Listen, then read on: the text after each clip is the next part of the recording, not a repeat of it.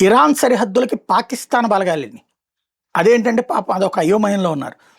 America, Israel చేస్తున్నటువంటి దాడులతో ఆ దాడులకి వెళ్తున్నటువంటి యుద్ధ విమానాలు, యుద్ధ నౌకలు, ఫ్యూయలింగ్ అంతా కూడా ఇప్పుడు పాకిస్తాన్ దగ్గర ఉన్నటువంటి నౌకాశ్రయాలు, పాకిస్తాన్‌లో ఉన్నటువంటి ఎయిర్ బేసుల దగ్గర నుంచి చేస్తున్నాయి. కాబట్టి అది ఇరాన్‌కి కోపమొచ్చింది. దాంతో పాటుగా మొన్న ఖొమైనీ మరణానికి కారణమైనటువంటి దాడి కూడా పాకిస్తాన్ ఎయిర్ స్పేస్ నుంచి మిస్సైల్ దాడి చేశారన్నటువంటిది కూడా వాళ్ళ కమాండరే డిసైడ్ చేసి చెప్పడం, పాకిస్తాన్ అంతు చూస్తామని చెప్పడం జరిగింది.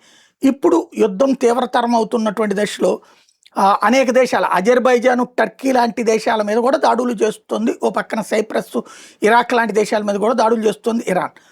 ఇదేమో పాకిస్తాన్‌కి, ఇరాన్‌కి బోర్డర్ ఉంది. కాబట్టి ఆ బోర్డర్‌లోకి చొరబడిపోయి యువతలో ఉన్నటువంటి ప్రాంతాలు కుర్దులు గాని, వీళ్ళు గాని ఆక్రమించుకుంటారేమో అన్న భయం ఉంది. అందుకని ఇప్పుడు అర్జెంట్‌గా పాకిస్తాన్ సైనిక బలగాలు ఇరాన్ సరిహద్దులకి మోహరించాడు ఆసిఫ్ మునీర్.